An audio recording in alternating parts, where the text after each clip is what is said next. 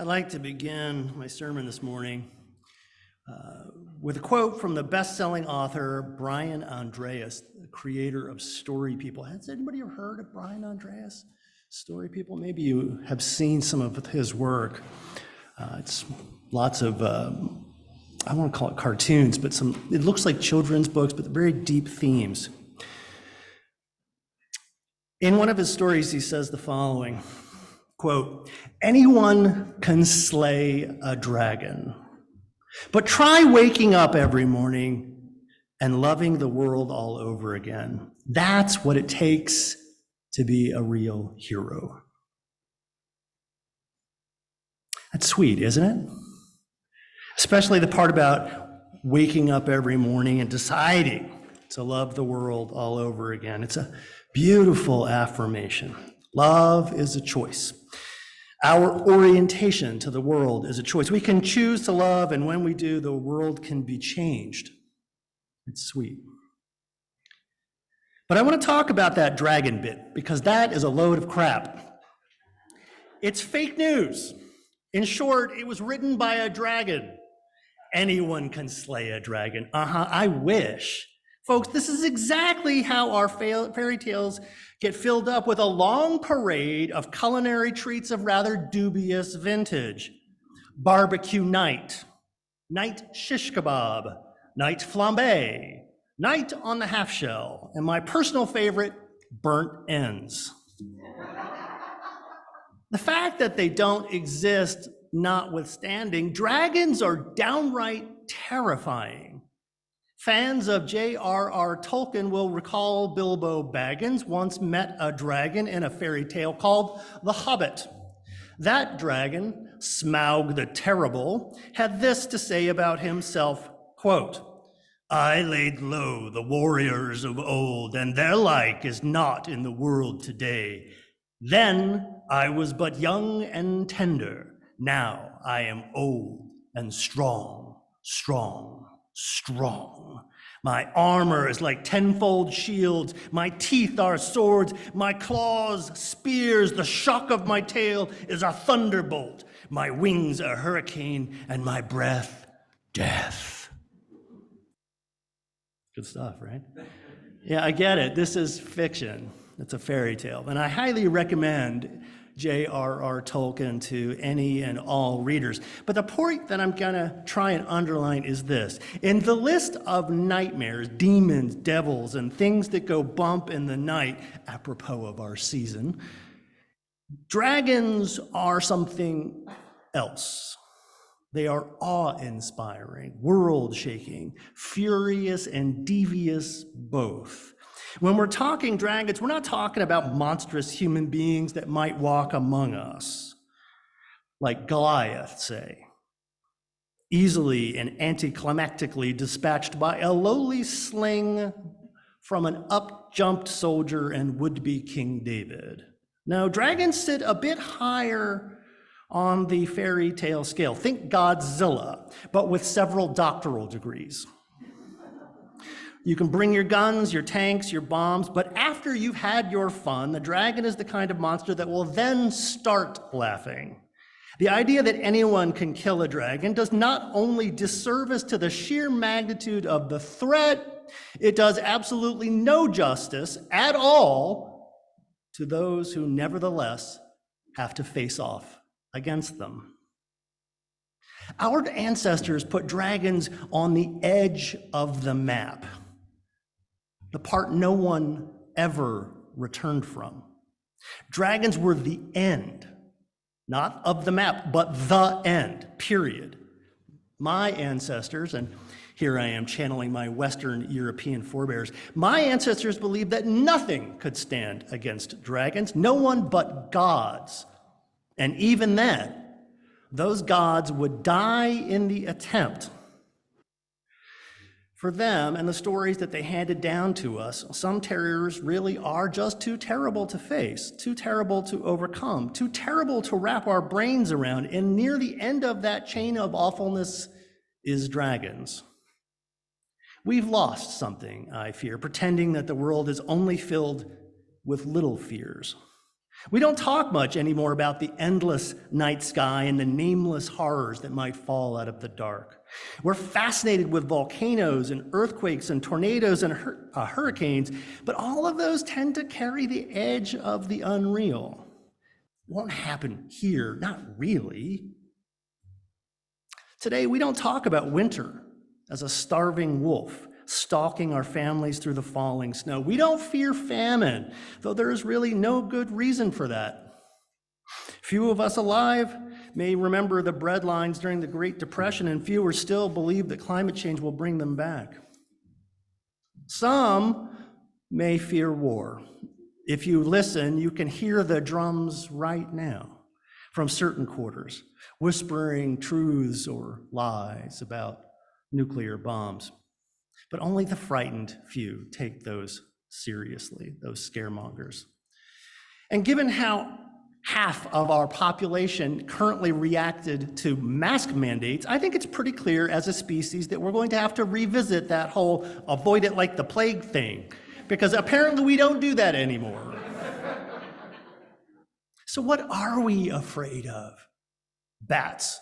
Anybody afraid of bats? A couple of you? Snakes? Spiders? Oh yeah. Insects generally. Fire. Anybody afraid of fire? Heights. Being alone, right? Being forgotten. A little existential. Violence. Afraid of violence. Hateful people. Stupid people. The undead. Violent, hateful, stupid people who are also undead in the dark, carrying snakes and spiders while on fire. Yeah, someone call Hollywood. Anybody here afraid of roller coasters? Roller coasters, the stepchild of the fear of falling and the fear of heights. The faster, the more gravity-defying, the more vomit-inducing, the better, right? Yeah, I'm not a fan. But my kids love them. I do love seeing them afterwards, though, all kind of limp and laughing. Terrors had and then overcome before they go off to the next one. It's more than a little weird if we think about it. Amusement parks are one of the most expensive and therefore exclusive activities that families can do together. And the highlight of those trips, scaring ourselves silly. Here we are a few weeks out from the scariest day on the calendar, and haunted houses are springing up like toadstools after a rainstorm. Why do folks go? To scare themselves silly. Any horror movie fans out there? Yeah, we started watching some horror movies at home. I just started, and they're really fun. Same deal, right? As a people, it's like we can't help messing with our lizard brains. Right? Nope, that's not a saber-toothed tiger. Ha ha ha, phew. Nope, not a raging forest fire. Ha ha ha, thank goodness. Nope, not an avalanche. Ha, dodge that one. Ha ha ha, not 35,000 MAGA idiots storming Capitol Hill. Sorry, that happened. We humans have a relationship with fear. Arguably, it's an evolutionary adaptation, a feature, not a bug, right? Part of the fight, flight, or freeze reflex. When human beings are afraid, several things begin happening all at once. Maybe you have heard this. One of the first things that happens is our nervous system dumping adrenaline into our blood, and that's when things start going really, really fast. Our peripheral blood vessels, like in our skin, for example, begins to constrict. Blood flow gets sent away from our non-emergency needs, which is why we get butterflies, tunnel vision, and our hearing actually drops off. Our breathing rate goes up, and so does our heartbeat. Our muscles get all of that blood, and therefore more energy, and that makes us more ready for what might come next. And it's also why we get so jumpy. The muscles at the base of each hair of our skin tighten, causing goosebumps. For us human beings, that means our hair stands on end. It doesn't make much difference to us these days, but our hairy evolutionary ancestors, goosebumps might make them suddenly feel, look much larger. But when that fear passes, the emergency broadcast system suddenly goes in reverse, and we're cold, weak, we cry, we shake, we relax, and the blood begins moving back into our guts and ears, and we're literally flooded with relief. Most of us laugh. And that's because bodies are weird. But it is why amusement parks and scary stories are so popular. Being scared may not be any fun, but relief feels great.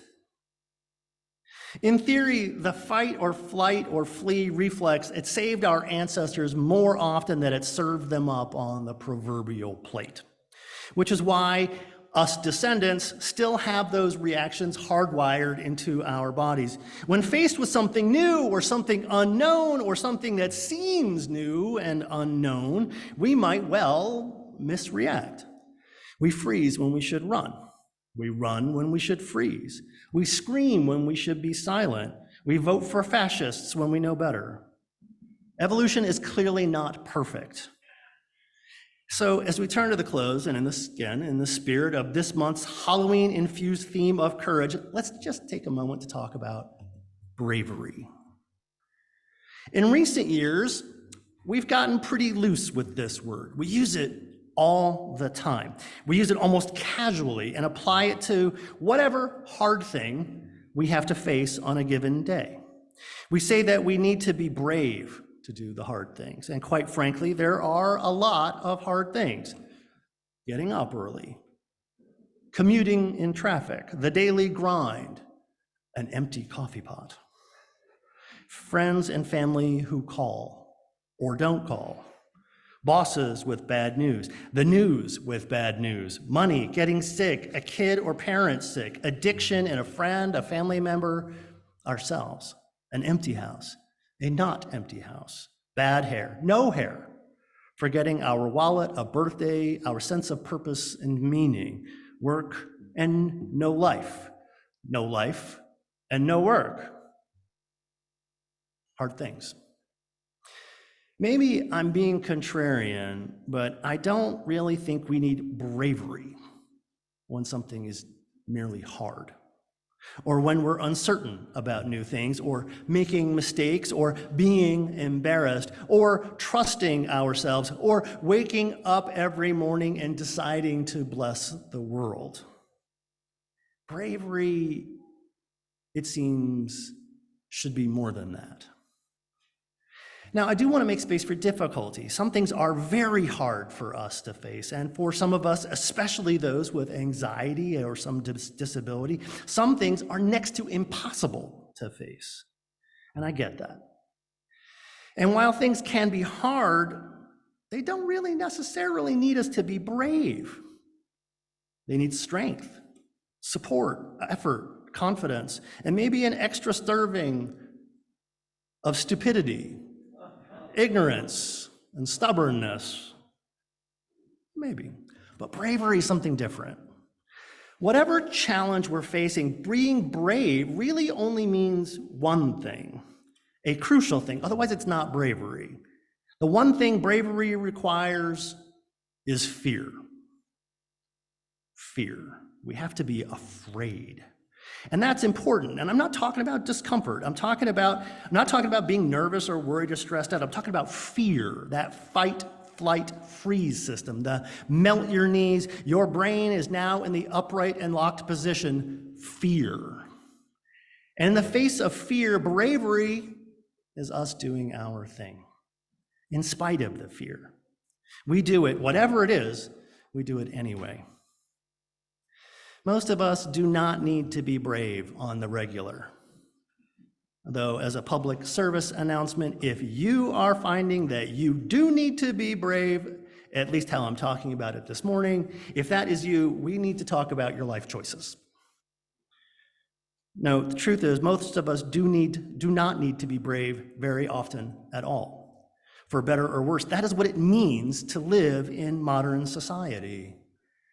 And maybe that's a good thing, because being brave is possibly the hardest thing we humans can do. We're just not wired for it. Fight, flight, freeze. That's the reflex. Bravery means getting past all of that. somehow rising above it. And maybe that's why we love being scared. Amusement parks, haunted houses, scary movies, fairy tales. It's a chance for us to remember, to practice something important, something we are not good at, something we are not wired for, something that perhaps real life actually hides from us, or maybe encourages us to forget. Once upon a time, I had an English professor. You probably heard me talk about him before.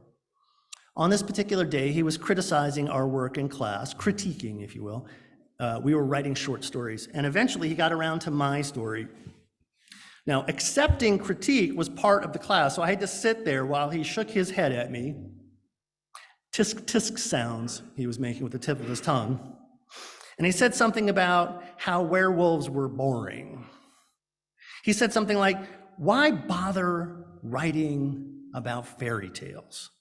His scorn was like a living, breathing thing in the room with us, something that had wisps of smoke curling up from his nostrils. He said, Scott, if you want to write about something scary, write about divorce or homelessness or drug addiction. You know, real life. Fairy tales are for babies. Real life is scary enough. Did I mention that he was a deeply cheery fellow?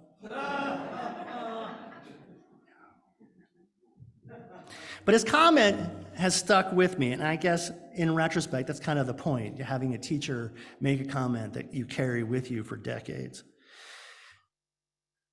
But while he is right, real life can be scary. I want to say that he completely missed the point about fairy tales.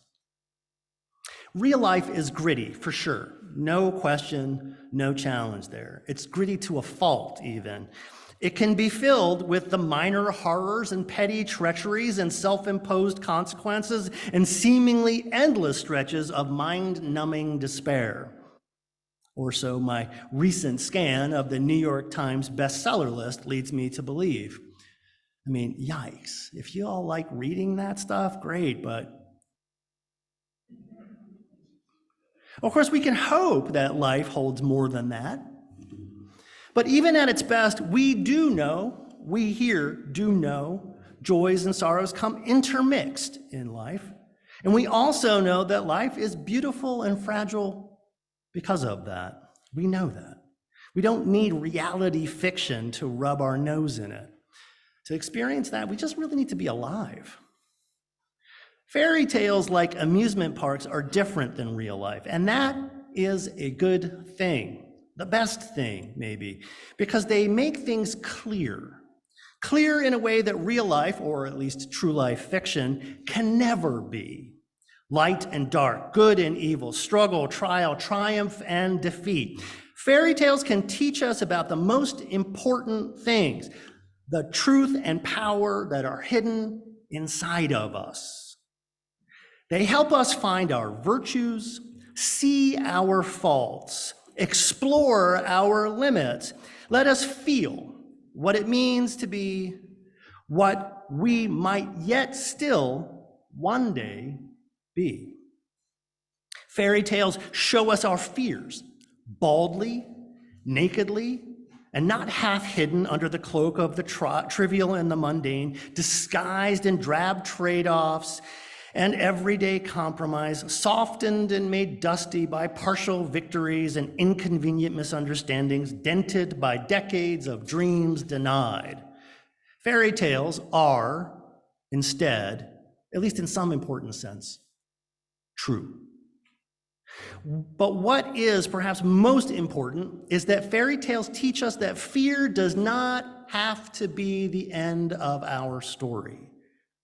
Fairy tales can and do show us how not to just be resilient, not to just survive, but to be brave. What it means to be brave, why bravery is rare and vital, especially in the face of overwhelming force, overwhelming odds, and overwhelmingly bad news. We started this journey with the following quote. It started with, anyone can slay a dragon. I just don't think that's true.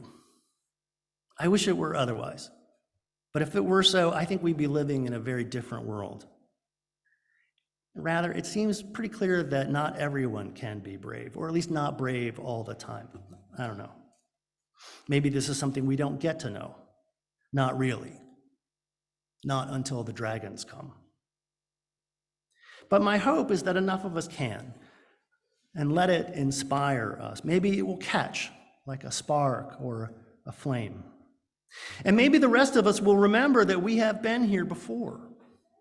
Remember that our ancestors came through the fire to get us here, to bring us together.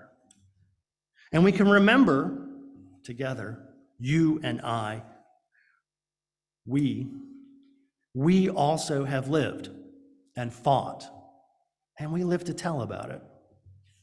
We lived to laugh about it. And maybe at the last, that is what fairy tales teach us, can do for us, can remind us that when the world around us seems hell-bent on terrible, when defeat looks inevitable, when the dragons emerge from their caves and come for us, all flame and fury, fairy tales teach us something that real life never can. As the author G.K. Chesterton once wrote, quote, "Fairy tales are more than true. Not because they tell us that dragons exist. They tell us dragons can be beaten." And that's my message for today. Because what seems increasingly clear is that the quest of our time is coming. We're being asked to suit up, to step in, to face our fear and do our thing anyway. And if we succeed, the future holds fortune beyond all measure, and it can be ours together, but only if we're bold. So in that bright dawn, may our swords be sharp, our backs straight, and our shields strong. May we be brave. And may we always remember, even at the darkest hour, even when the dragons come, may we remember they can be beaten. So it has ever been written, and so mote it be. Amen, and blessed be.